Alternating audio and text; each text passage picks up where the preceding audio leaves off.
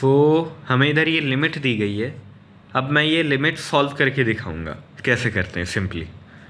Okay, ये मैं maths इस बार मतलब ऐसे समझाने का ट्राई नहीं करूँगा, रटाने का ट्राई नहीं करूँगा, समझाने का ट्राई करूँगा।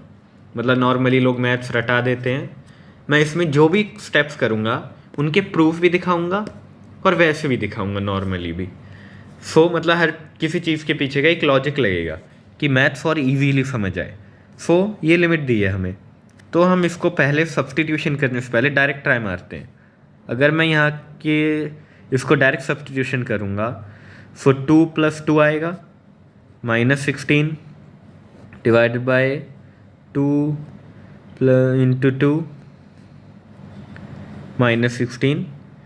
सो इसकी वैल्यू आएगी 2⁴ विच इज़ 16, 16 - 16 एंड 16 - 16, जिसकी वैल्यू 0/0 आ जाएगी। तो 0/0 हम नहीं ले सकते, और क्यों नहीं ले सकते वो भी मैं समझाने बैठा हूँ, टेंशन ना लो। ये मतलब ज़्यादातर टीचर बोल देते हैं कि यहाँ पे 0/0 आ गया, अब इसको सब्सटीट्यूट करो। पर यहाँ पे दिक्कत क्या आ रही है हमें, ये मैं प्रैक्टिकली एक बार एक एग्जांपल देके समझाने का ट्राई करता हूँ। 0/0, अब यहाँ पे रिमाइंडर, यहाँ पे मैं 0 0, अब मैं यहाँ पे कुछ भी रख सकता हूँ। Anything multiply by 0 is infinity भी किया तो 0 आएगी, तो मैं यहाँ पे इन्फिनिटी भी रख सकता हूँ और 1 भी रख सकता हूँ। सो 0/0 simply means it belongs to any number between -infinity to +infinity. We don't know what it is. ये यहाँ पे बस बिलोंग कर रही है किसी एक कैटेगरी में। अब हमें ये यहाँ पे सब्स्टिट्यूशन करके बताना है कि यहाँ पे अब ये f(0), यहाँ पे कुछ है वो नहीं आएगा आंसर इसका। ये मैंने डायरेक्टली ऐसे ही करके देखा, लेकिन ये किस लिमिट पे अप्रोच कर रही है। लिमिट फाइंड करना मतलब बस ये, यहाँ पे इसका कुछ आंसर नहीं है, पर इसके 1 सेंटीमीटर पीछे या फिर 1 नैनोमीटर भी जा सकते हैं हम, क्या आंसर होगा। So that is finding the limit. Answer before it, हाँ कभी कभी ऐसा भी हो सकता है लिमिट में कि यहाँ पे कुछ आंसर हो तो ये इस साइड से 1 नैनोमीटर रीच कर रही है, इधर से भी कुछ रीच कर रही होगी, और फिर ये बीच वाला आंसर हमें पता है, पर इस सिनेरियो में हमें बीच वाला आंसर नहीं पता। सो ये मैंने बेसिक्स लिमिट समझाई यहाँ पे। अब ये लिमिट कंटिन्यू करते हैं।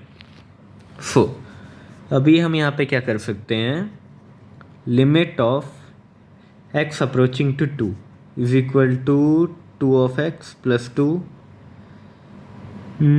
2⁴। यहाँ पे मैंने 2⁴ किया क्योंकि 2⁴ इज़ नथिंग बट 16, एंड अब 2⁴x - 2⁴। अब हम यहाँ पे एक सिंपल रूल यूज़ कर सकते हैं, अलजेब्रा वाला। वो अलजेब्रा वाला रूल इतना कुछ हार्ड भी नहीं है, सिंपल ही है। इंटू 2(n -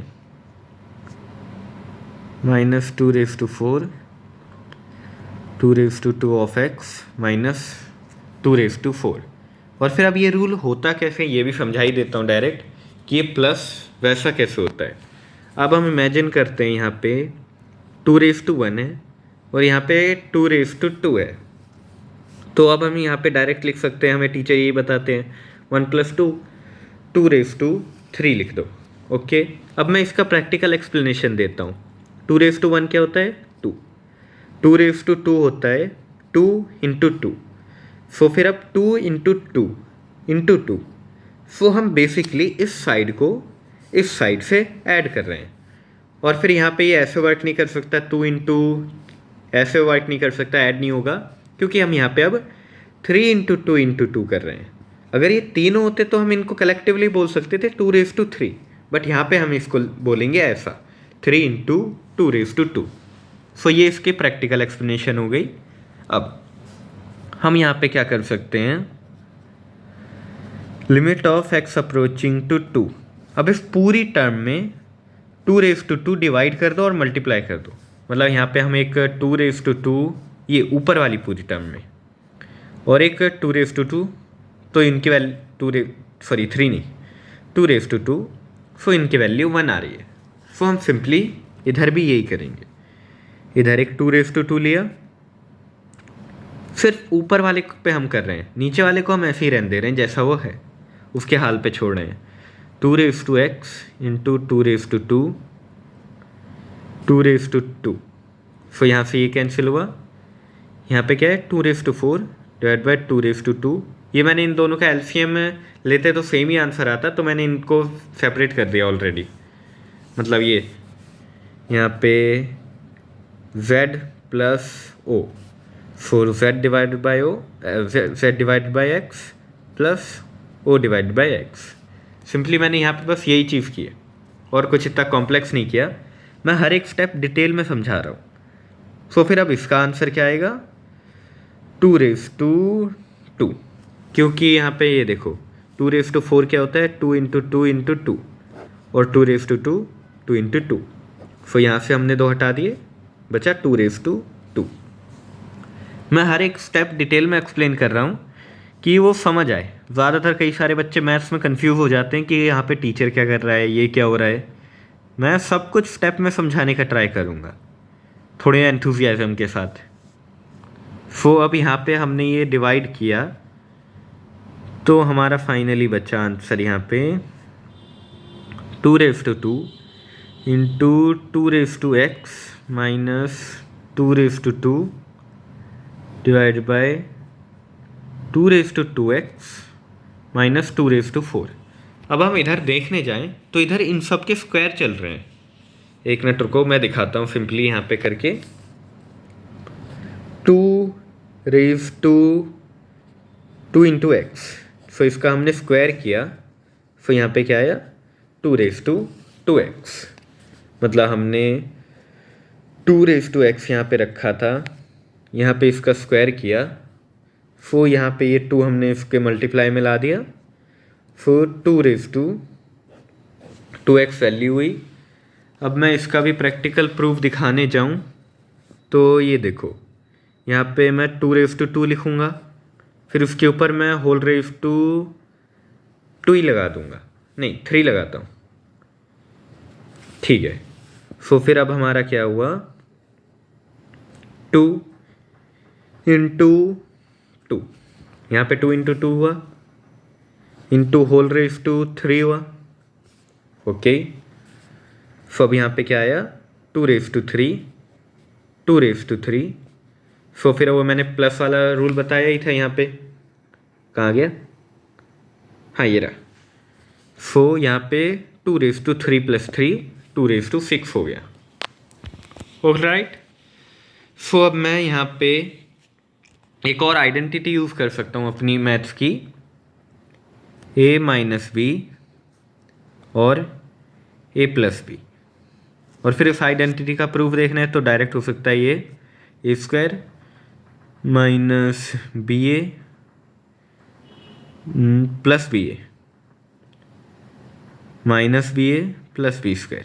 सो ये दोनों cancel, so is equal to A square plus, हाँ माइनस, सॉरी यहाँ पे माइनस आना था, साइन की गड़बड़ें हो जाती हैं।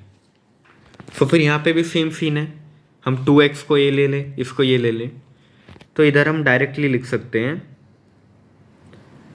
Limit of x approaching to 2x minus 2 फिर ये इसका स्क्वायर है, क्योंकि मैंने यहाँ पे ही समझाया था 2x into 2 is equal to 2f। So ये इन दोनों के स्क्वायर हो गए यहाँ पे। सो यहाँ पे 2x माइनस 2 प्लस 2x 2 सो फिर ये दोनों सेम टर्म है, कैंसिल हो रही हैं, प्लस साइन भी नहीं है तो हम इनको डायरेक्टली कैंसिल कर सकते हैं सिंस दे आर मल्टीप्लाइंग। सो फिर अब हम यहाँ पे लिमिट अप्लाई करेंगे। सो 2 इज इक्वल टू 2 प्लस 2 हमारी वैल्यू क्या है यहाँ पे 2 हम यहाँ पे 2 इंटू 2 लिख सकते हैं। मैं ये शॉर्टकट मार रहा हूँ थोड़ा सा, ये दोनों कैंसिल हुए और हमारी डायरेक्ट वैल्यू आई 1/2। वरना हम इनको कैलकुलेट भी कर सकते थे। 4 डिवाइडेड बाय 4 + 4 8, सो फिर 4 1/2। ये मैंने यहाँ पे थोड़ा शॉर्ट में लिख दिया। तो यही हाँ प्रूफ था पूरा। मैं जानता हूँ मैं प्रूफ में बहुत टाइम ले रहा हूँ, पर मैं एवरी कॉन्सेप्ट समझाने का ट्राई कर रहा हूँ। ऐसा नहीं कि ये स्टेप स्किप हो गया, ये नहीं समझ आया, सारे स्टेप समझाने का ट्राई कर रहा हूँ। So yup.